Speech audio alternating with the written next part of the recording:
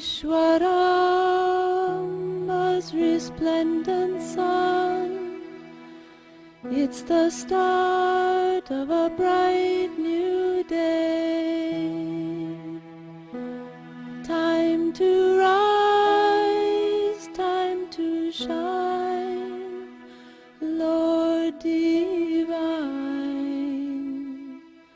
Time to lead us along life's way. Awake, Lord of Buddha party. Awake, O Lord, over all mankind. Awake, O Lord of compassion,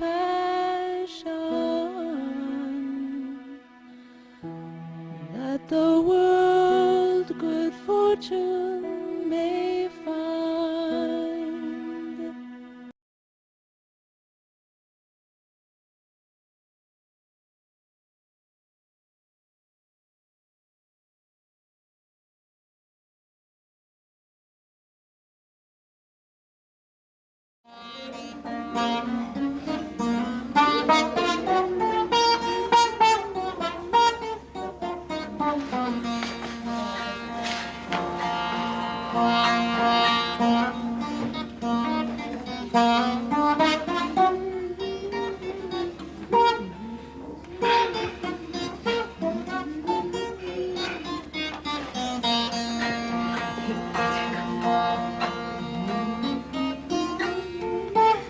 This is Gail Malloy, India Supera, Michelle Kaplowitz, and Heidi King, and soon Marcia Supera will be here. We were all had the great privilege to be at Sai Baba's in early 1970s when there were very, very few foreigners there, and Swami graced us with his love and his attention and his teaching, and he brought all of us to some great beautiful places, and of which we'll talk about. And one of the greatest experiences we had was being able to follow Swami in cars. There was a stage where I think we all just looked at him as the divine Lord and Krishna, and we felt that we were his gopis, following him wherever we could, whenever we could. And he reciprocated with lots of grace and divine love. Yes. He did. He certainly did.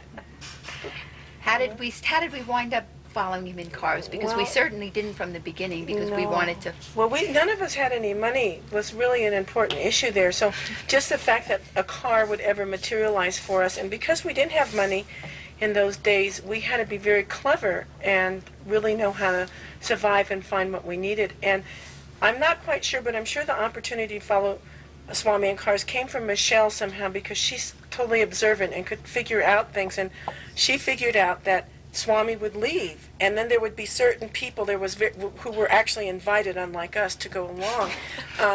And Michelle was kind of a crossover, because she was involved with two groups. She came with who was it, Islams and Jai Devi? Well, we got to be in that group when Hislop and the Howard Murphy and his wife and the Cowans and Mrs. Rajagopal and Jai Devi and I got actually to sit in Swami's house for 18 days from 9 o'clock in the morning until 9 o'clock at night. So Michelle became friendly with those who were then what we would call the VIPs. There was very few of them in those days, and she became friendly with them. So, and they just loved her also, so they let her they didn't let her know but if we would watch very carefully, and if Mrs. Rajagopal... I think it was intuition. You could just look around. We were so tuned into Swami, and we were so... I mean, you could see signs that he was going somewhere. You could see, once he was going to Shivaratri, he was not going to have Shivaratri. He said, I'm not having Shivaratri, I'm going away. I made up my mind, I'm not going. Swami's going to the jungle, he doesn't want us to come, I won't go. And I sat there, and then suddenly I see boys running with suitcases and buses coming into the compound. And a lady comes over to me and says, I know where he's going, I know where he's going. And it was like, I could not help but know. And I ran down the road, I said, Howard, quick, get the taxis. I couldn't stand not going. Get the taxis, Howard. And I ran to tell you and to tell everybody that he's going, and we've got to go. And the next thing we knew, all the taxis arrived. And even one time, we followed Swami. Remember, my mother was there? And he went to speak in Bangalore City. And we were in the taxi. And I saw Roger Eddy get up from the podium. And I knew that Swami's going to leave soon. This is a sign. Swami's going to leave soon. It's a very big crowd. We better get up and get out quick to get into the taxi. We got out into the taxi. We lost Swami's car. Then we turned 3 corners, and there was Swami's car sitting, waiting for us.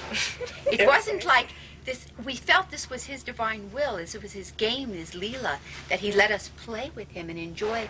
And he went to Mrs. Sridharan's house for dinner, and Swami asked her to please invite us in for the dinner. And this was my mother's first visit to India, and he was so gracious. There must have been 8 people at the dinner and us. And us. And it was so sweet. And the Sridharams, of course, they were just wonderful because they just, it was just so elegant. It was like we really were invited guests. I mean, there was not even a blink. And never years after, they always just said, wasn't that a wonderful dinner we had with Swami? Because they knew how his will worked. One of the times, some of the times were just so spectacular because we really never did know where Swami was going. And he would almost wait for us. And we would... well, why don't we, Heidi, you one tell. To Anantapur. Tell the Anantapur. Yeah, you overheard 2 of the ladies talking, saying that they weren't. Swami had said no breakfast the next morning. So we were up at like 4 o'clock in the morning, waiting with him, with our little taxi. And our taxi, see, there were several levels of taxis in India in those days, and ours was there were very few cars in India. And there was the taxis that were really nice ambassadors from the West End, and we saw a picture, and Swami was in a little Fiat, for God's sakes, and was not, you could usually find him, and so there was the taxis were the ambassadors from the few Indians that went with him that had their own. And then there was the West End Hotel, which was then the only hotel in Bangalore that any adult Westerner Swami could called stay. it Waste End. Waste End. 'Cause it was so Waste expensive. End Hotel. But it had But he actually went there once to see Walter and Elsie County. Oh. Yeah, it was just an incredible experience. But our taxi was, and how I really became involved with the Gopi Brigade so deeply is because I found the cheapest taxi in City Market, and the driver Narayana was just psychic. I mean, he could show up when Baba was leaving, just like everything else, but he never had gas, and that's one of the things I remember. Like Baba would be leaving, and there was never gas in his car because it was this little, and we always ended up going to wherever Baba was going, and the whole thing we would be praying for gas. Remember, we would be just praying for the gas or a gas station. Then that morning we left for Shanti Nilayam. No, we didn't ever have time to stop at a gas station. We would just pray that we could get there. So talk about how when we went down the road, Swami started off down the road. There was a bullock cart overturned in the road, and Swami's car had to stop. And we got out and we walked over to Swami's car. Do you remember how Swami looked that morning? Yeah. What I really remember is how we looked later. that was a darshan that really. That darshan got me. He was like the sunrise. He was Brahma Murta. There was 1 second of complete silence and stillness in which he was the dawn. He was the dawn. And then he broke it and he said, no, don't come to Anantapur. I'm only going there for 2 hours. None of us. I'm only going for 2 hours. Why come there? He said, you go to Bangalore. All the cars pulled off. We even pulled off. It was Heidi and I and 3 Indian ladies in one taxi. We pulled off the road. We stopped. Heidi, you tell the conversation. Then it was, do we follow him when he's told us not to follow him, or do we go on to Bangalore? And this one Indian woman was saying, oh no, don't you know that story of Krishna when Krishna told the gopis to stay in their village and attend to their duties, and they all left their duties and they went out and followed Krishna anyway. And so she was very persuasive. I was still afraid, I must say. Heidi was saying, we should do what Swami right? said. We should do what Swami said. And I sat in the middle knowing that it would be my vote that swayed it one way or the well, other. you were convinced. And I said, no, I said in my heart, I said, Swami, if I'm doing the wrong thing, I guess I'll have to learn the hard way. but I just love you so much, and we won't even come inside, Swami. We'll Yeah, just, we're we'll gonna just stay sit outside. outside. We'll just stay outside.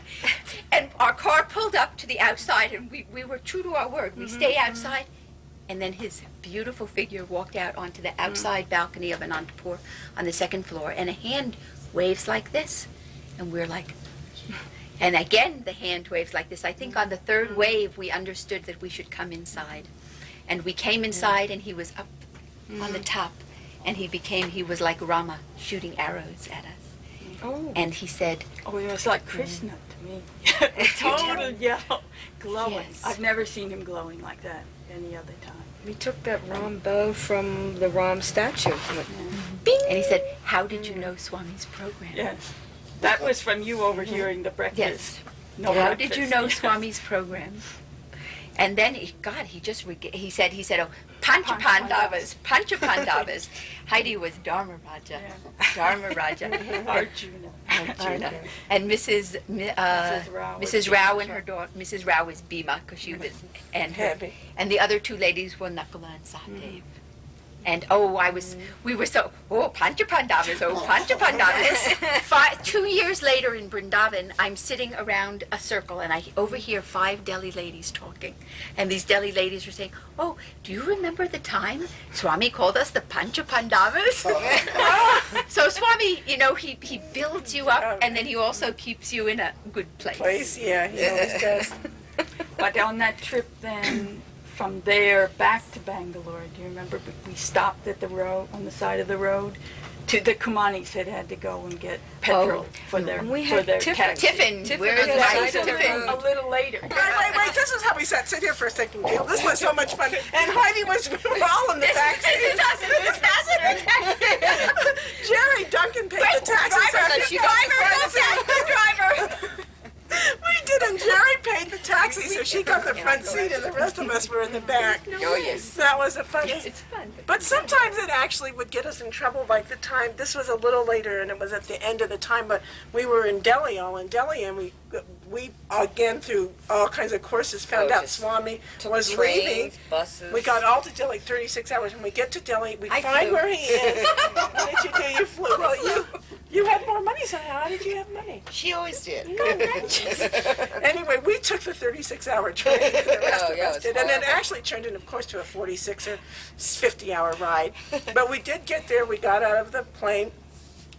And Delhi was on by the golf course road. Right. It was Golf just Link Road. and it was just beautiful darshan. I mean, even in Delhi in those days, except for the one where they went to the Kurukshetra battlefield, which was all the Sadhujis were there. It was so amazing because they're big people, and they ran up to. There was no really big crowds even in Delhi. I don't even think 2,000 There people. was a lot of there was people a in lot. Delhi. No, Swami couldn't get out into the pandal because every time he started to walk out into the pandal, 72. everybody But it was so stood small up. He compared. came up on the roof, Yeah. and he stood up on the roof, and the people shouted, Sai Baba Darshan Do, Sai Baba Darshan Do. And yes. Swami stood there and swayed like Shesha. Yeah, but and the it- crowd went wild. Wow. One man jumped a 6-foot wall. They actually pushed that wall down at the end of the stage. He jumped over the He wall, couldn't and help Swami it. called him for interview. Those were the days. Nowadays, if you do that, you get tossed. But in those days, you could do those things that were approved. But I really remember the merit darshan because in South India, the people are small and they're really vegetarians and they're really tiny. In North India, the people are really big, and in those days, we were all really tiny, not unlike now. And we were all skinny. And I remember actually being knocked down in we the were merit. volunteers then. Yeah, but there was no volunteering against those people. They literally knocked us over. But in Delhi that time, we did get in trouble following Swami, and this was like the worst because we really didn't get bailed out of this very easily because Swami had an invitation to Indira Gandhi. So we had no idea. Don't you remember this? I didn't get in that one. I was not in that Oh, well, she had better Follow intuition. it. Yes. We went right through the gate of the palace, and boy, Swami didn't invite us. And that time, we really got chewed. We had Thank you, no Swami. Glad I listened to idea. It was like but they were very nice. They gave us tea, and they were much nicer than Swami was later. That's only in India can you gate crash the Prime Minister's palace. Well, we were with God. I mean, it was just the most most amazing thing. So sometimes we got in a little trouble, but it was a really wonderful thing about, we were all very young and innocent then, so we really didn't have anything to gauge it on. And there was nothing malicious. There was nothing malicious, and there was no gauging Swami on said anything. we were like brothers and sisters, Yeah. and there was so much devotion for Swami. He was Krishna. I mean, we got to live in an India that is ancient India, where all of our hearts were only seeing that he was God and in everything and everywhere, and especially in that form that gave delight and delighted all of our hearts and lit us up. Yeah, and it was really, I felt, the one time, there were dozens of times that we just miraculously got to Sai Baba, but the one that was most important to me was the one when we were leaving, and Michelle found, when I was leaving India. In Madras. It was, oftentimes Swami would go to Madras around Christmas and sometimes in the summertime, and we would always welcome to follow. That was kind of public and known he was going to Madras, but you never really knew where he was going in Madras, and since it wasn't on the Tamil language is very difficult for me, and I think for most people. There's like not a word. I can't understand a word of Tamil, so we'd always get to India and get down to Madras, which was this whole different, very South Indian culture, and a very big city compared to what Bangalore was, and we would never know where Baba was. It was a big detective work, and I don't think a famous detective could have done better than Michelle, because she always I don't know how I knew that one. No. I think I had been to Madras once before, and been once before to this lady's house. And I don't know how. I don't know how. We stayed Swami's at that hotel guidance. when we found out his whole program, and we had the coffee and the Christmas singing and But that was lots a different of time. grace. That was a different time. This Oh, that was in was- June. This was in June because I came home in June. So And it had this to is be when some this is rain. when this is when Walter Cowan died Died. in Madras. And- He and Swami, we managed to find the house where Swami was. You managed. Swami- You managed all on your That was own. the day that he gave me this. Right. locket. Swami walked out and he said, "Wait here. I am going to the hospital." And we waited, and Swami came back and he says, "Walter Cowan, complete dead. Doctors aren't letting me in." I'm saying, "What right for you? He's my devotee, my patient. No right for you." He says, "I went inside." He says, "I said, Cowan, Cowan." He says, "Walter woke up," and Mrs. Cowan did complete hospital dance. I love it. And Mrs. Cowan did complete hospital dance. And he was And so sweet. then he called us all in for private interviews. Right. And there were some people who were leaving the country, like Leela. And me. I And was you. leaving. And Valerie. And there were some Same people as who us. wanted to go north to Maharaji. Right. And he told me, "You don't go anywhere. You stay here and sing bhajans." But it was so nice on these trips too, because you'd always stop on the side of the road. Baba would always have tiffin in the back of his car. You'd stop at these wonderful old British Raj roadside inns, and you'd have these fabulous little teas and some sweets to eat. And if it wasn't a nice little roadside inn, it'd be the side of the road, and he'd sit there and he'd talk, and you'd pad namaskar, and it definitely was encouraging to continue the Gopi Brigade. And That's hiding for sure. behind the cars. You remember when other cars would come by and he'd go hide behind his Oh, car. yes, And it then was he'd so laugh sweet. at It was- us. Laugh. And then when we offered him nuts and things like that on the road, and he took them and he bit half a nut and he gave it back. Oh, And then we Yeah. divided that nut so everybody had a little piece. I can remember one time it was so hot and Baba's lips were so chapped because it was so hot, and we were driving in the car for like hours, and then we stopped on the side and he sent someone out for fruit or something for everybody because it was so dreadfully hot, and it was like seeing Baba that he actually had a human form, but his lips were actually chapped, and it was amazing. And then at Anantapur, I can remember one time we went there, and it was towards the end, and he let us stay overnight, and everybody got up. I was the last person to get up, and Baba was none too pleased that we were there, but he let us sleep over. I get up, and there's no one in the room, and the room is a complete mess. And I said, oh, I better get my sari on fast. Swami's going to be coming in here. And I'm saying this whole time, oh, if I only had a chance to talk to you, just sit down and talk to you. Just nothing, just see what's going on. Just talk, just nice talk. So, and meanwhile, so I start running around and cleaning things up. Oh, he's going to be in here in a minute. I'm wrapping my sari and folding saris. And who comes breezing through the door by himself? He just comes. It was like he just appeared in the door. He come walking in, walked right up to me and goes, yes? Yes? And I'm there, just cleaning up, just straightening up, Swami, just straightening up. And he just like turned around and walked out of the room, and I'm like, oh, it was my chance. And I realized I never had anything to say anyway. I begged for these chances, and I would never have a word to say anyway. Do you think it was ever anything in what Swami said so much as just the way he... How he said it. How he felt? I was so intimidating. Yes? Yes? What is so important? It was, oh, yeah. How many times have you been in an interview and you forgot you had a problem? Oh, yeah. Yeah, Oh, always, well, that just ever. goes Yeah. away. No problem. It never, even whenever Swami would talk to me, it would just be, I could never remember what I wanted to ask him. So I'd always say the stupidest thing about things that he that. could make jokes about forever. And it was just like, Talk about the dinner we made for Swami, the dinner you made for Swami. That was such a wonderful experience, and he... The 20 times she went to City Market in the Swami- bus to get the goods. Swami had taken us to the Joy Ice Cream Factory in the morning. Yes. Then in the evening there was a Bengal ceremony that was performed for a lady who was in her ninth month of pregnancy. And he had fed us dinner and everything. And I don't know if it was India, most likely it was I India. said, "Can we cook for we you?" have to go back. We have to reciprocate. Swami's given us so much. We should give something to Swami. And it was determined that we would invite Swami to dinner. But in fact, we didn't know if he was coming to lunch or dinner. So we had to know be anything. prepared. So people were up from 5 o'clock, from what, 4? well, we didn't know if he 5 in the was morning? coming because he said just yes, yes. But there was 2 Indian ladies, Geeta and Leela, who were really wonderful friends of ours then, and Bob, and they were going to help me. But as Michelle said, I was the only one who could ever do City Market because we had no money. We had to go to City Market, and there was nothing in Katgodi. And we also wanted good quality things. You wanted the best We quality. got ghee, we got everything. I mean, where the money came from this, we really must have fed 30 or 40 people. Swami invited at least 30 people. And we had all of the foreigners there as well, and we invited a few people to come. And nobody knew it. Pouring rain. We had no idea. I did these 3 trips to Bangla. We had Geeta and Leela helped 27 me. dishes. And we only had 2 kerosene stoves. 27 different types of food. And they were all in buckets. And we set the tables. It was this big open, school room with a metal roof.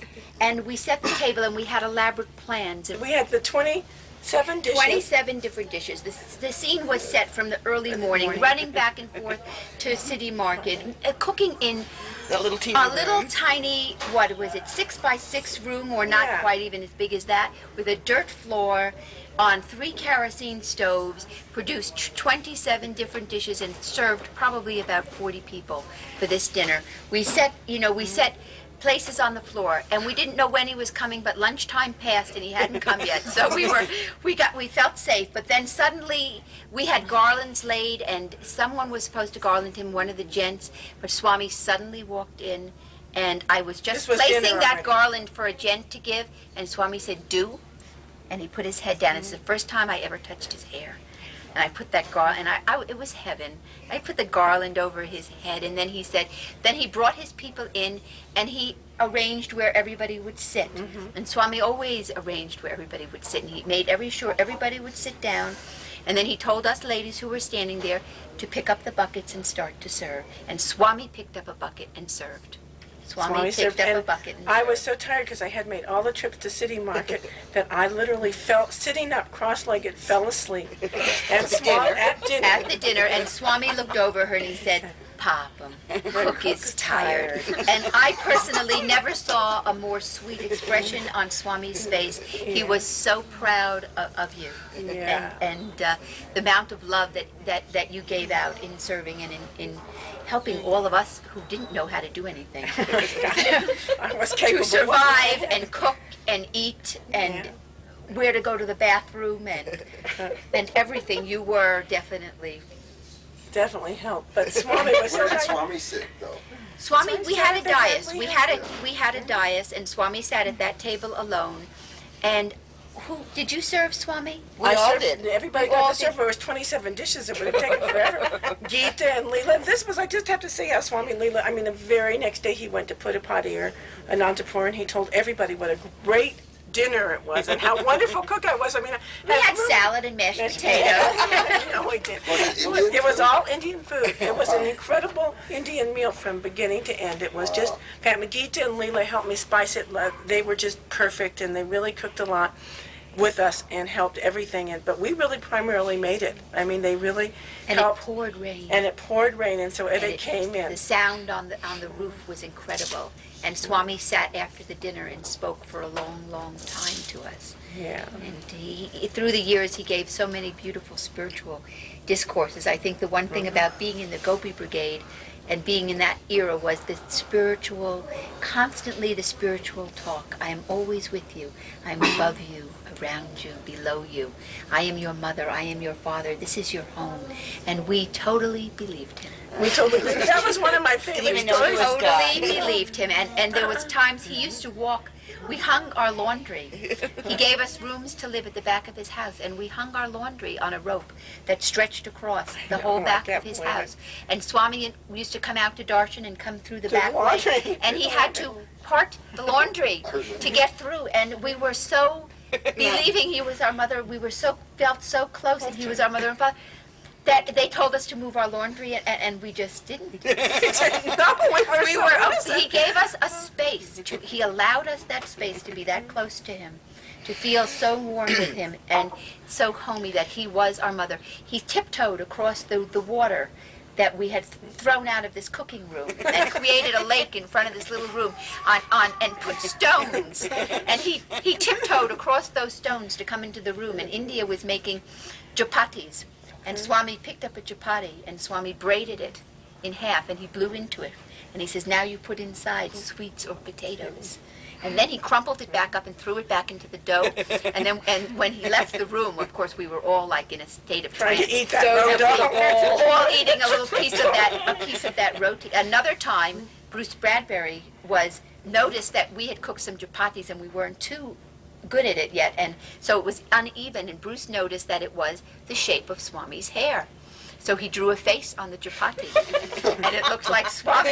So we did about 4 chapatis that looked like Swami, and then we had permission to go into his dining room, and we brought those chapatis into his dining room, and Swami said, and we walked into his dining room, and we showed Swami the chapatis, and he says, oh, it's omnipresent.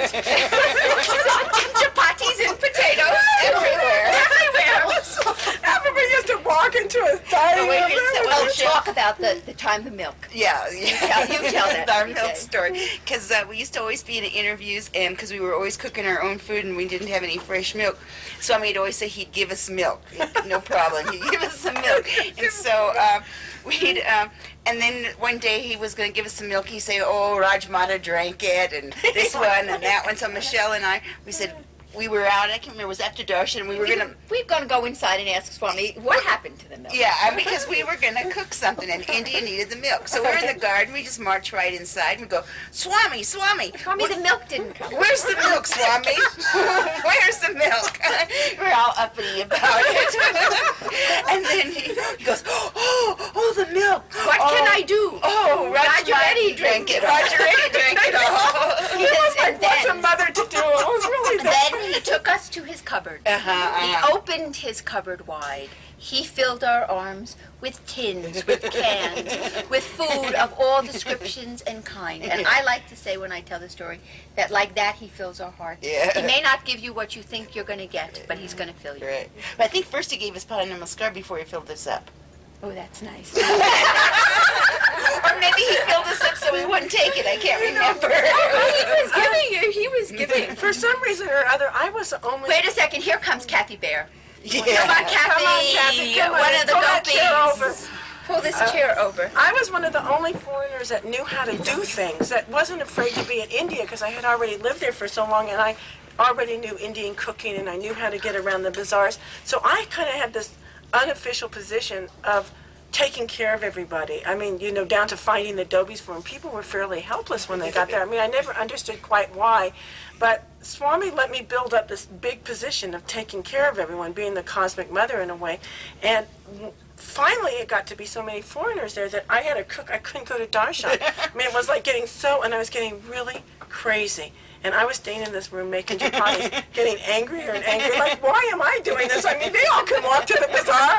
And then I was just getting crazy. And I didn't go to darshan. I mean, this was like the bottom line. I mean, why are you at Baba's if you're not going to darshan? So I was just so upset. I'm getting angry at everyone, and I'm putting this anger into the food. You know, it's like, I hate those people. Why aren't they here cooking? They're all at darshan. Baba's talking to them. And I'm just thinking like this, and it was like Gail's Baba left the darshan line, came around in front of the school, came to my little 6x6 room, and he said, "Don't put anger into the food." And he I came all around. He said, "Don't put anger into the food. Better not to cook," he said. And he came around, and then no, of course I didn't get it right away. I'm much too stupid. But I mean, then everybody came. All these people came running from the darshan line because this was the other thing we did terrible. I mean, even though in those days we were told not to do this, we couldn't resist. Baba would leave the darshan, and like he used to say, like a herd of elephants, get up and run to meet him somewhere, wherever it was. So all the other foreigners came to my one private darshan, running in, and Swami's just saying, "Don't cook with anger, don't cook with anger." And they all come up, everyone, I mean, especially Vijay and Michelle, because they were my sisters that I could really get mad at. And they all come and hoard my little space. So then they give us all a lecture about cooking with love and never to cook with anger and to do prayers on the food. So everything Baba did, but it was so strange because there I was just cursing everyone, and he said, Always "Don't a spiritual cook message with and anger." all the things. Do you remember the time Marcia and I took Pad Namaskar together? And it was just Was that on the? that was in the college room. It was Oh, in the before we college went, we were room. going to leave on Krishna's birthday. Heidi Ma was there. She the staff there. When he said, "Krishna, no birth, no death." Remember? That was in the mandir. Yeah, that was in the Monday. You asked if you could stay for Krishna's birthday, and what did he say? He says, "Krishna, No birth, no death. no birth, no death." And then we were all in there. Then that was in the mandir. And Heidi would speak to Swami, and one person would touch Pad Namaskar, and somebody else would get up and talk to Swami, and another person would touch Namaskar. And it was really heaven. He kept telling me, "You come back with your son, with your son." I said, "Wisdom son, Swami, wisdom son." He says, "Physical son, you'll see, you'll see." And I said, "No, Swami, please don't say that, Swami." Well, I can't remember on one of our trips. He says, "Take Pad Namaskar," and I can't remember who was doing it. And he said, "Pad Namaskar. Pad Namaskar, not lunch, Pad Namaskar." Oh, it's touching his Crossing in feet. his feet. Oh, yeah, not lunch. I love that. You know, Heidi, there's that famous story that Dr. Hislop told about being in the car going from Whitefield, and it was with your parents and you and him, and you passed another car, and it was like, it Yeah, should have well- been. Why don't you tell that story? Yeah, well, it was after darshan at Swami's house. We're going back to Bangalore in the evening, and you know how cab drivers there drive like, insanely. So we're coming up behind a truck, I think it was, and the cab pulls out to pass it, and there's another car right there. And my mother, who was sitting on the outside, I guess I was in the middle between my mother and father, said that she saw big mounds of dirt at the side of the road, so there was no way our taxi could pull off the road, and it was just like we were going to be like this in the next second, and before we knew it, that car was behind us going on down the road, and it was as though either we had been dematerialized and set on the other side, or that car had been. It was so weird, like you didn't believe what had happened had happened. Anyway, my father was, I've got to find somebody so I can talk to the taxi cab driver and find out from him what happened. Anyway, the next morning we're out at Baba's house, and Hislop gets up first thing, and says, "Swami, I want to thank you for last night." And then before he could say anything else, Swami said, "Oh, yes, and explained everything that had happened, how the cars would go on and said, Swami's protection, Swami's protection. And he says, you were all too shocked to call on Swami. Wow. No one asked them. That was so interesting. Those were And really... what else? What were some of the best? Oh, the budgeons every evening, and asking to sing new songs. And then we begged him for, we were like singing budgeons every evening, and Yes. the pressure was getting too much. And we said, no, Swami, give us interview, Swami, give us interview, Swami. He says, all right, come at 3 o'clock. And we sat in the garden, and we sat for like 3 hours. And finally, Swami stuck his head out the window. He says, no time now, go for budgets. And this, The Christmas one that Gail Right. was talking about, and we were all practicing. We were going to sing Christmas carols for Baba, and we're all practicing all the nice religious Christmas carols. And somebody, I guess, brought up to sing White Christmas. Was it Remember? Landon Carter, I think. Yeah, and we said no. He was we're trying. not gonna, that's not a spiritual song. and probably everybody We're not got gonna mad at sing him. that, yeah. And then when we're on the line, we go through all our Christmas carols. What does Baba ask us to sing? White White Christmas. Christmas, yeah. And then he had to sing it like Yeah. 2 or 3 Nice, times, just wasn't a it? 2 or 3 regular times? budget. And it was like, and then he kept sending us And then he prasad, said, like, no White Christmas this year. No White Christmas. Sing White Christmas. Sing White Christmas. Yeah. And every time I hear that at Christmas, because it always plays at Christmas, and every time I hear that song, I just Just reminds you. go back to Madras and be sitting on that someone's yard. It was in somebody's yard compound. Yes. Yeah, it was just everywhere. On the side, they had like a middle walk, and of course the ladies were one side and gents were the other, and we were still on the front line, so it was great. And not many foreigners, huh? No No, foreigners, it was not just very us. There was... Were you there I think, then? I feel there were Christmas like 71. 3 steps. That's when we met Baba. Yeah. At Madras, In Christmas. Madras, Richard and I had just got to India, and we had heard about Baba on the way, but we hadn't met you guys yet. Yeah. And we were staying at the house of some people who had some neighbors down the road who were devotees, and we were invited, and we were the only foreigners there. And we didn't know anything about him, and we were just standing there, and he walked by, and he just looked at us, very happy, you know. And we just said, oh, and then we got on the Brindavan Express, and you were all on it. Oh. And that day, the Brindavan Express didn't go direct to Bangalore, but it stopped in Whitefield. And Yeah. Kaito. And we all got off, we all looked so Yes. shocked. And Yes. yeah, We everyone jumped off the threw train. their luggage out the windows of the train, and they said, come with us. And we came with you, and you took us to Gopal Swami's house. And Yeah, that's that right, was that's how what we you got there. Mr. Married Couples. And you were the only people I knew that you stayed in Delhi and you didn't know there was an old Delhi and a new We Delhi, didn't and you know. stayed in old Delhi. No, we had just got off this 3-day and night train ride, you know, and we were in Madras, and we met Baba, and then we met all of you. And did you know about Baba? Did you come We'd to only see him? heard, no, we came to India to just Come to see India. India. He was on our list of things to see, but we got there and never A left. tourist. Some tourism. Yeah, there's something Taj interesting. Mahal, Sai Baba. The That he is Himalayas. on the list. He is in Lonely Planet these days. You know, it was an interesting thing though, because there is always this thing about never getting someplace to when your timing is right. Because Exactly. when Howard and I were traveling years, at least a year and a half before we got to site, quite a while. I'm not quite Yeah. sure what year A was it. couple Howard? years before. We were traveling before, and we were on the road, and we were in Gokhran, Udupi. Anyway, we were in some place that was just a little tiny town, and we were walking through, and a man invited us to dinner with his house, and then Sai Baba was at the neighbor's house, and they actually invited us, and I was so arrogant to say that was my sadhu stage, is that, oh no, he's a charlatan or something. And when we were at dinner with like 6 people we were invited, I don't know if Howard ever forgave me for that, but Did Howard we did. even Well, we didn't remember even it? know who he was. he I was remember, but we didn't know. We who didn't he even was. know him. We said, no, thank you. We're just out. We're one enlightenment. We're looking for Many enlightenment. times I heard you lament that, Howard. Many times I heard you lament That would have that. been, and it was like That was just 1969, I right. think. And then, We were like 100 yards across the field. Oh, where wow, Baba that was. close. I mean, and they It wasn't invited meant us. to They be. knew the foreigners were there, and they said, "Oh, please come," because that was the custom then, you know. That But he called us there. He pulled us there, Uh-huh. and for one reason or another, through one excuse or the Yeah. other, he got us all there. Uh-huh. And when you first came down to Prashanti Nilayam, was to collect money Right. from a Another friend of friend. yours who gave it through me, and then you came down. You were saying, "Oh, Babas, Babas, there are many Babas." But then when he called you in for that interview, the two of you walked out, and these girls came. They had 3 saris, 2 blouses, and 1 toothbrush. Yeah. Between the two of them. Between the 2 of them, that was it. Each other on They had nothing.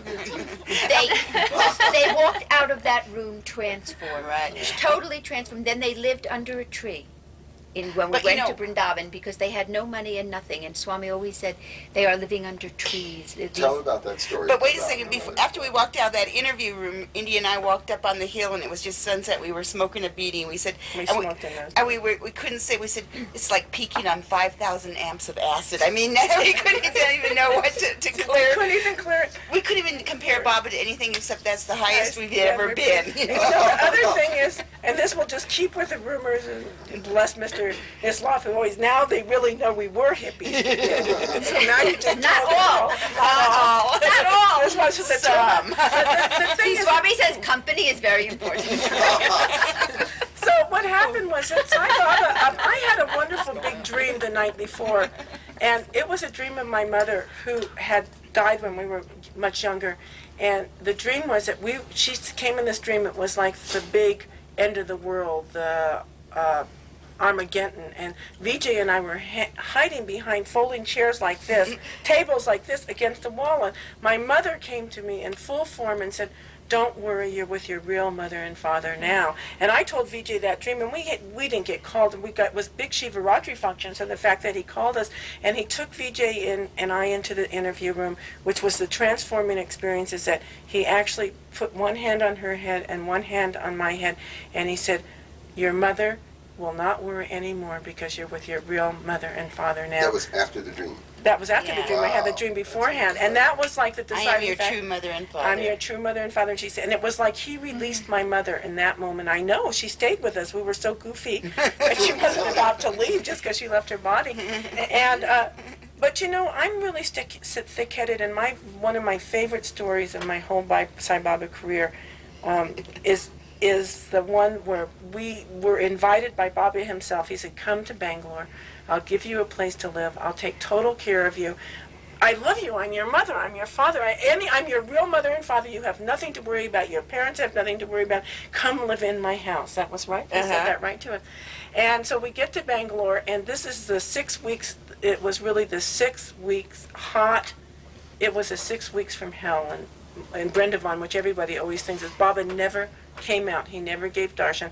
We lived under this tree. And Michelle and Jai were going in And every day. and they- It was heaven, but when I got back at night, I knew I was in for it. Well, she didn't mix with us very much No, because she we were was pretty too low uppity. life at that time. Jungly of So we us. were too uppity. And then she You don't think you're a bit touched by jealousy? Just a little bit, yeah. But we weren't I too am jungly. We were. Anyway, so what happened, there was a leopard under the tree, and the sadhu beggar that you all know there that sings bhajans out the gate in Brindavan, and That mad lady and Amber. the man, lady Amber, and they all lived under the. They're Amber and the beggar are still there. around. Yeah, It's always the looking good beggar, the too. sadhu that sings, and so Did Bruce and Hans? Bruce and Hans and Peter lived under the tree too, They and came out. Quite a little city. and yeah, no, this was a Electricity. great tree. I went to visit it, and people are still living under it. I just told them last year of my experience, and they were so happy that I was one of them. I brought them all home and had fed them. They were just like my family. The little boys that stayed with us, they were living under the tree. So anyway, anybody who ever stays under that tree is united to us somehow. Fortunately, it's one of the few things left. But Vijay's a really very heartfelt. Bhakti person, and she loved Baba, and Baba cured her. Do you want to tell them about your dreams, your nightmares from your life? Well, go ahead and Under the finish your tree. story. Well, it's part of the story. Vijay, I got sick of waiting for Swami, and I was already, you have to realize that I was in India, in my mind, I was a sadhu. I had a shaved head. I came, there wasn't, and I was impressed in the interview, but 6 weeks had gone by, and Baba hadn't said boo to us, and I was going to leave. I wanted out of this place. So I got on a bus and I went all the way to City Market. I went all day long. I was going to go to the great Shiva Bala Yogi on Bangalore Dairy Road, and he was a great, he was kind of like a yogi. And I was going to go out to see him, but I didn't know the bus system in Bangalore, and I got all the way to City Market, and I said, I want to go see the saint that's out on Bangalore Road. But the person who sold me the ticket he said, well, is that in Kadgodi? And I said, well, where's Kaiko? He said this, and then, and anyway, the bottom line in the story is that we always called the Brendavon or Whitefield. I was so stupid I didn't know the name of the village. And I ended up back in Calgary that very evening at trying to do my escape, spent all my rupees, and we went to a place that was endearingly titled the Horseshoe Hotel, and I ate dinner because when I got there wasn't a single foreigner anywhere. And I got there and I sat down at this place to have tea. They put their fingers in the water when they brought it to me. They washed the dishes in the, in the street. It was pretty awful. I was really attempting suicide. And what happened was I was sitting in this terrible place and one of the beautiful Seva dolls, all in white, came in and said, "Where have you been? Swami's looking everywhere for you." Everywhere for you. Like this was the primary thing. And I was really, no one does this trip anymore, but when you go to City Market and back several times on a bus, you're really filthy.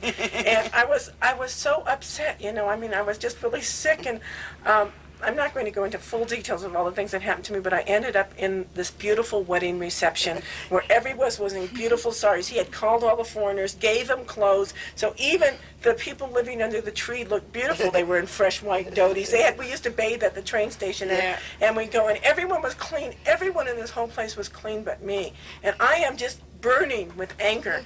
Because I'm just a mess, and all these people, and I walk in, and I probably smelled, and everyone turned and looked at me, and I'm so angry. And Swami comes up to me, and they sit me down, and he says to me, "Are you angry with Swami?" And he's standing there with a loda of water where he washes my hands and face with this water of the loda as he's asking me if I'm mad at him personally doing this. And I'm just, and I said, "No, Swami, I'm not mad at you." It was like this, my heart melted. And he said to me, "Where are you living?" And I said, "We're living at a tree." And at this he yells, "Kastori!" He said, "Where is her and her sister living?" And Mr. Kastori said, "I don't know where they're living." And he said, "I told you to give him a room in the ashram." There's no rooms in this ashram. There's no, it's not an ashram. And so Kastori doesn't know what to do. So by evening we were in the storage shed. They cleaned out the storage shed for us. But he blamed Kastori. He said it was Mr. Kastori who did this. He liked to practice. But Mr. Kastori in those days was very much like the straight man for Swami. He really, was wonderful. He was so wonderful. But I always remember it was a great group. It was a very big You should have your privilege to picture be there. with We can them. flash in close on the old picture. When Swami give us those Where's first. the- Jai Devi and I were in the house every day from 9 to 9, but we were with Jack Hislop and Mrs. Rajagopal and people who had been into spiritual life for a very long time, and they were asking Swami lots of questions, and frankly I didn't know what they were talking about. And I didn't really relate to a whole lot of it. Of course Swami did do some personal talk, which was very beautiful and very wonderful. But all these kids were out there who I felt related to somehow. We were age And I was thinking, and then I was sitting in the front veranda room, and all of these guys were in an interview in the side room, and I was saying to myself, "Swami, why can't I be in there with them, I want to hear what they have to say." Don't you have And that for the picture? next day, he started calling all of us, and then Hislop, and they all left, and they I did got to be separate part out. of your... It did separate out. And I got to be part of your group. And if he didn't talk to us for 3 days, we were hysterical. We were hysterical. We were hysterical. And Swami came up one time and he says, "Why?" He says, "See," he said, "Swami doesn't talk for a few days. Don't be disappointed." Just to put this in Don't be perspective, it's disappointed. been about 10 years since I'm just saying, even though Vijay and I still go to India, I'm just putting it in perspective of a time, like we were whining about 3 days in, and now it's like 10 years, and I'm feeling like, gee, my But time what's is the still pretty good. experience when he calls you that one time, whether it's after 3 days or 3 years or even 10 or 15 years, he picks up the conversation where it left off. Yeah. And there was no time and there was no space. No separation. And no separation, and you didn't wait. And I think the best experiences of all were when there was no separation. When we were all there and we knew we were one with God and with Swami and with each other. And he really gave us that experience. We came in 71. Towards the end, we met in Christmas at 71, so it was close to 72. Long time after you came. But we were immediately welcomed with open arms to the whole craziness and beauty of it all. Kathy, do you remember the time that this was after I had actually come home and came back, and you and Richard were still there? Where you found the bag Bags, the stolen things. Stolen thing? under the hay. Remember, I got Oh. Swami had written that letter about all the things that were going to be stolen from me.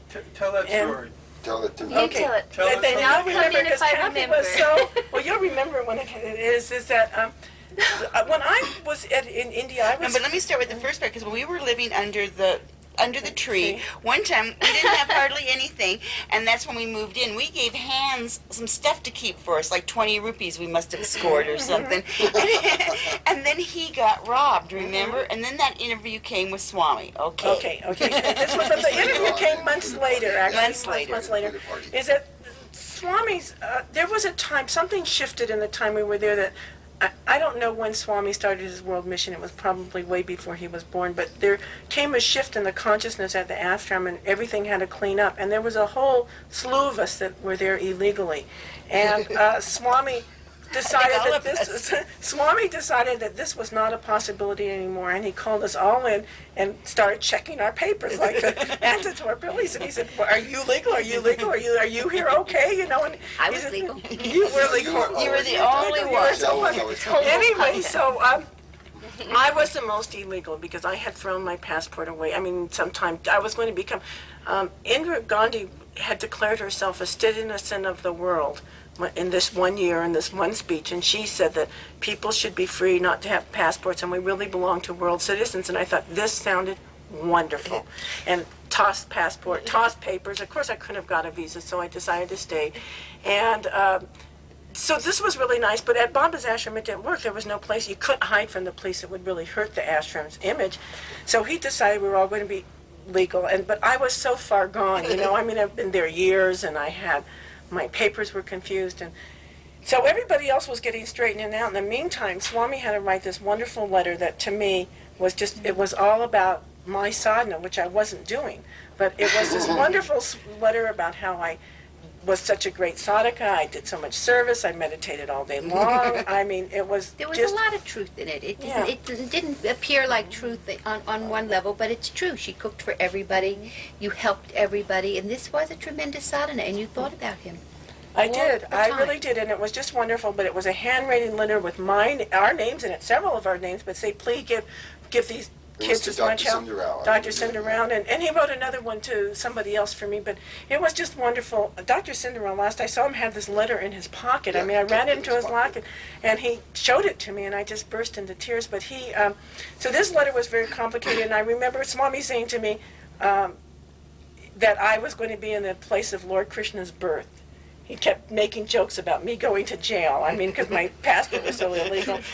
Anyway, so it was so wonderful. Anyway, I couldn't understand. I said, Swami, how can you resolve with the American embassy? And he said, don't worry, just go get everything legal. So I go out and I get everything legal. I come back. The American guy who was the American consulate then, the head honcho of the whole embassy had just come to see Sai Baba, and Baba cured him of, he claimed alcoholism. Without anything, he just never drank after he left Baba's. And why they got my passport ready, Baba had sent Vibhuti for him, how he knew I was there. How they got my passport ready was he took me to lunch and told me Sai Baba stories why they prepared my passport. Swami, in the end, so he wrote this letter, I got all my papers worked, the guy gave me an indefinite visa to India, and I got to stay there, and then everything went fine, and then I came home, and many years later I came back, and the first night I was back in India, everything Forget to tell that interview where everyone said that Swami said in the letter that you lost everything under the trees. and they got so upset, they got so mad at Mainly Swami. Gil was mad. Mainly Gil and Hal, actually, also. Yeah. And they were so upset that it was really the beginning of a different time at Swami, because they actually literally called Swami a liar. This was like the most bizarre thing. They Yeah. just publicly went around saying Baba's lying. They were very jealous that Baba was giving me this attention, I feel. Anyway, so in the end, that happened, and then I got my papers, and of course nothing had been stolen, and I wasn't doing hours of sadhana a day except for cooking for people. But years later, and this was many years, probably four years or 5 years, quite a long time later, but Kathy and Richard were there, and I came back to India, and it wasn't years later. That was, I had come It back was a once. long But it time. was a long time later. I came back. I had come back to America. I inherited the Feathered Pipe Ranch. I went back to India with a lot of things, all the things that Swami listed, which were tape recorders, cameras, money, everything he listed in the letter I actually had with me. And the first night I'm back in India, I'm at the Twin Palms Country Club, our little pump house where we lived. And somebody comes and they rob me and my girlfriend that came back to India with me. And We were all sleeping out that night. Hawaiian Suzanne and me, India and Jill. And the thing is, we didn't even wake up. Mr. Castori said they used sleeping dust on us, but they took everything of mine and Jill's. They And she didn't- goes to Darshan in her petticoat saying, Swami, Swami, in my we got petticoat. robbed. remember now. No, I didn't even go to Darshan. I went right over inside the guard, and the Rajmata came out, and she said, India, what are you doing here in your underwear? This is the first time she's seen me in years. And she ran in, and she got a blanket to wrap around me, and she said, I'm getting Swami. And really, 2 words, Swami was out. And 2 minutes later, and he looked at me and said, what are you doing here in your underwear? And I said, Swami, everything I've owned's been robbed. And he threw his head back, hit his robe, laughed. In those days, he cheered Beatles, and it was all red, his lips. And he laughed so hard, and he looked at me and said, what, already? And so everybody thought this was a good story, but they said, if this is true, because Swami wrote that stuff in the letter about you years ago, then how come Jill's stuff was robbed? We stayed for 4 months that time, and the day we were leaving is Richard and Kathy, do you remember this now, came running across the remember. field. I remember now. And they came and they found, they had just turned a hay pile, and they found all the baggage, all the bags.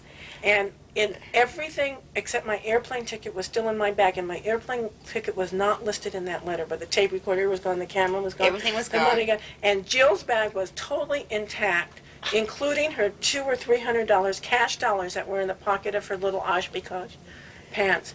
And I always thought, one thing that I really knew about this after that is that Swami's time is cosmic.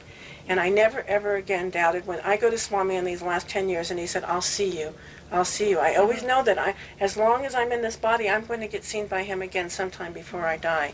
Because I just know from that experience it took years for the truth to manifest. Because the other things that happened in that amount of time from the time he wrote the letter is I had a very strong practice of meditation. I was sitting a lot. I was doing everything he said in that letter at that time. Exactly. So it was really amazing. It's wonderful. So that must have been in 74. Yeah, That was that in was the in 74, because And that then- was our second time there. And then Yeah, you we had to were- go yeah. back to Madras, and you had to get your Oh, this was passport, hard. and then it was really hard. Oh, You couldn't get it. I was supposed to meet everybody. we I all went met back you in to- Benares. We They waited went for back you. to Benares, and I was supposed to get my passport. And this time, I really got punished for my previous sins.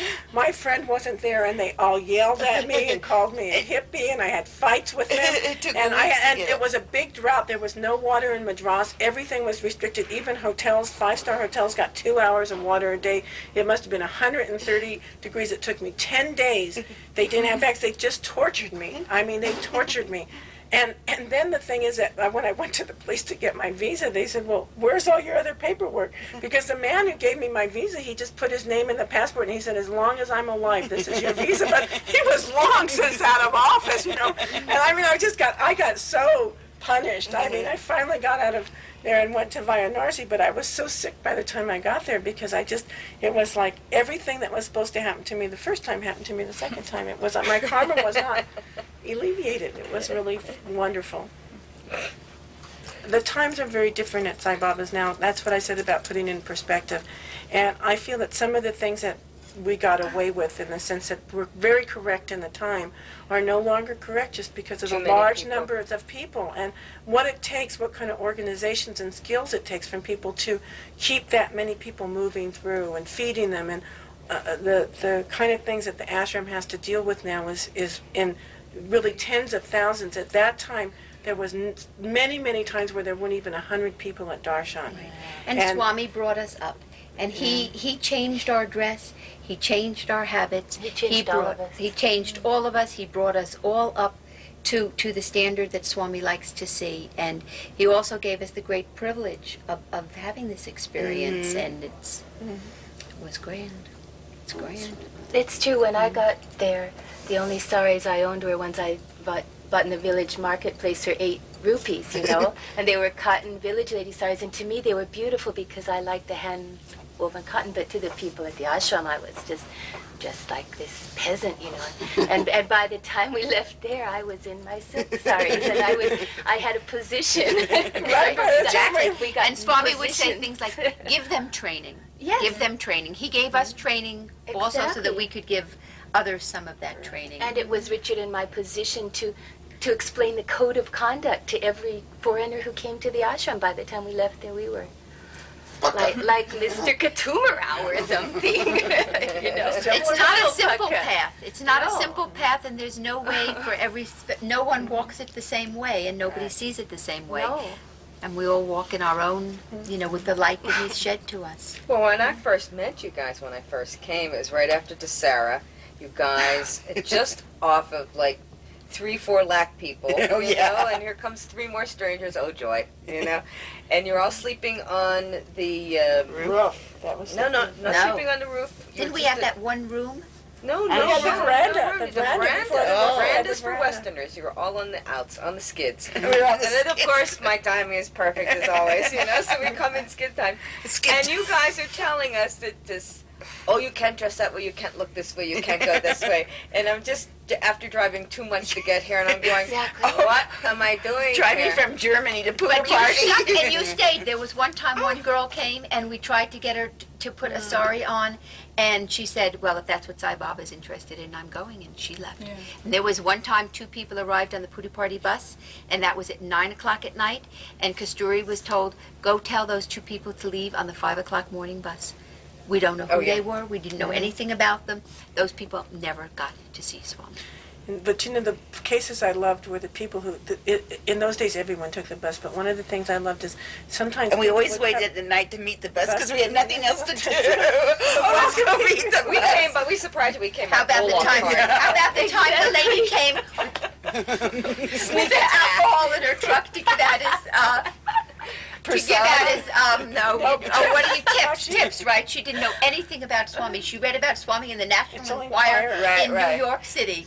And she had wigs with her and all this. Bottles of whiskey for the coolies. And bottles of Whiskey for the coolies. And then Swami, and she had a picture of a man that she wanted to marry, and Swami says, oh, very nice. He says, you are beetroot, he is carrot. Beetroot and Remember carrot. that Very one. nice.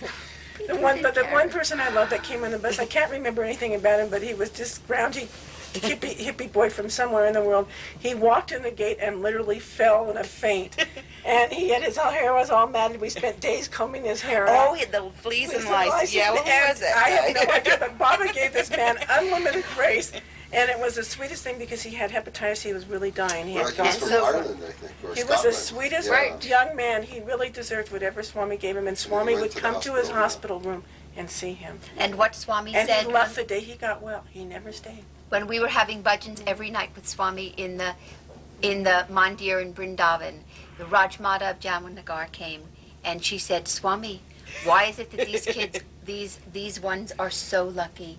And Swami says, yes, it is their good deeds from past life. Yeah. They are very lucky. They don't know it now. They Yes. will only know it later. Yes. Oh, that yeah. gives me chills, but it's true, isn't it? Oh, and remember he said there'll come a day when you'll be at the banks of Chitravati and you'll be thankful to see a glimpse of a hair, a little those touch days of my have robe. come. He said, Yes. "You'll consider." And he Those says, days and you'll are see me here. on TV. And we're going, yeah, sure. Those days are It's here. closed circuit TV. It's here. It's closed circuit TV. On the The ashram? lines are Yeah. tremendous. It takes 2 hours to sit down to see Swami. Those days, we sat down. Dogs came up. They sat down next to us. And Swami says, oh, Americans' friends. Dogs. And you know what else Dying is? dogs. Every darshan, this was the most beautiful And we thing. used to The give him food for crows. Sai Gita. Yes, Oh, every day. great. Swami used to come out in Puda Party, and Sai Gita, right before bhajans, Sai Gita would wait for him. There was, On the ladies' side. on the ladies' side, there was only 3 deep. Not even, was it 3 deep? Ever. Maybe Two. two. Maybe. And Swami would walk every day, and Give Gita would Gita garland food. him. And then one day, and Gita would sometimes go to Sugar the cane. bathroom, and it was literally like A this flood. tremendous river and flood, and we would all laugh. And Om was there, and Swami says, he said, take one thimbleful. It's good medicine. It's true, though. I know. But it was so sweet. He And we was had so bananas sweet. and we gave it to Swami. No, and He'd give how, him to yes, and he'd give him to Gita, and how he protected us. one of the ladies on the ashram, Suzanne, wanted to go back to America. She did not have the money to go back to America. Someone else didn't want to go to America, had a ticket. And they thought they could exchange tickets and passports. And I said, Suzanne, I really don't think this is a good idea. This is not very safe. You should ask Swami. This is not good. She sat on the darshan line. She came over. I said, you just hold up that passport to Swami. Held up the passport. Swami opened it immediately to the picture page and said, this is not you. I said, Swami, she wants to go to America and she has no money. He says, how much do you need? And then she said, Swami, I need about $300. That night he sent Kasturi with 300 crisp new American dollar bills for her to go to America with. He looked after us. He protected us. He protected us from ourselves. He loved us. He made us see him as mother and father. He made us see him as Lord Krishna and in everywhere and everything. And then the last stage, he disciplined us. Yes. He said, monkey mind, go in the back, give chance to others. Street dogs are better, sir. Get up and give chance and sit in the back. And you and I got up and sat in the back. But he didn't kick us out totally. You know, he didn't kick us out, but we got up and sat in the back. I did not sit up in the front again for years. Yeah, for years. I was petrified. I missed that stage. I missed it. Unfortunately, I came home, but I know that the stages were really sweet. First, there were no rooms in the ashram and at that time, and we had verandas, and there was a time we got booted off the veranda, and we didn't know where to go. We didn't get booted off the ashram. That's a very clear thing. So I said, where should we go? We went up to the roof. The roof was great. And the roof was on my favorite Jai Lakshmi's roof. Jai Lakshmi's roof. It was my best accommodation ever. And sometimes the monsoons would come, and we'd go to the veranda of the hospital, which was right across the roof, and we would watch the rain. Dog sleeping And next to you. We never slept good ever. India had to have dogs. She always had to have dogs. Dying dog. You'd wake up in the middle of the night after you've run to the hospital veranda with your soaking wet sleeping bag, and then you'd see dying, oozing dog sleeping next to you. Thanks to India. And India was always asking someone like the Maharani to take care of the dog. Take a dog home. She said, "Oh dear, I have some dogs. I don't think they would get along." Then one time we made Thanksgiving dinner.